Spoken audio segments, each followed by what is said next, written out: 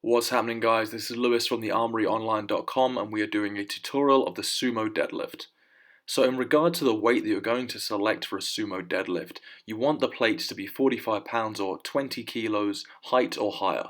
So if you're lifting a weight that's smaller than that, you're going to want to make sure you are using bumper plates, guys.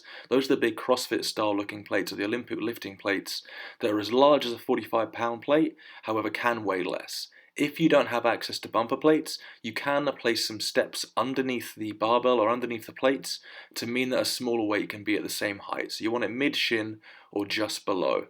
Otherwise the mechanics of the lift is going to change, it'll be a deficit deadlift. So go with 40 kilo or 45 pounds slash 20 kilos aside, bumper plates, or get some steps to put underneath the plates so it's the right height.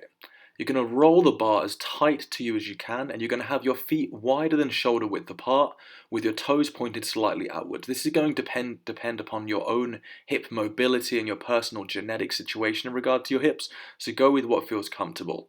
You're going to have your weight through your heels, and you're going to sit your hips down as far as you can with your arms inside your legs. You're going to lean your weight backwards with your chest up high and your back nice and flat. To initiate the movement, you want to push yourself against the floor as hard as you can, straightening the knees and driving the hips forward. So the arms are going to remain straight the entire time, and you want to make sure you've got a bit of tension in the muscle and in the lift before you start lifting up. So you don't want there to be a jolt in the bar.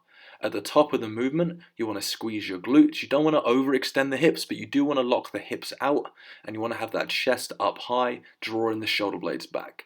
So pause on the floor between every single rep and reset to make sure your body is in a good position and to make sure you go from a dead stop. It's called a deadlift for that very reason.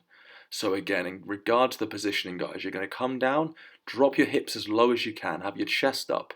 Ideally, you would have your shoulders in line with your hands, and you want your weight through your heels, leaning backwards with a nice flat back. You can have a very slight curve through thoracic spine, so upper back.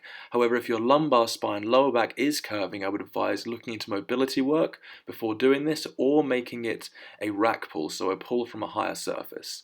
Squeeze the glutes to the top of the movement, chest up, drawing the shoulder blades back, and you're going to slowly control that descent. So you're going to allow the weight to go towards the floor, but we're not just going to drop it for the purpose of this tutorial, okay? So hips down, chest up, reset, flat back, hips through, squeeze the glutes, and bring it back down. So we're resetting every single time. Don't rush these reps, guys. Enjoy.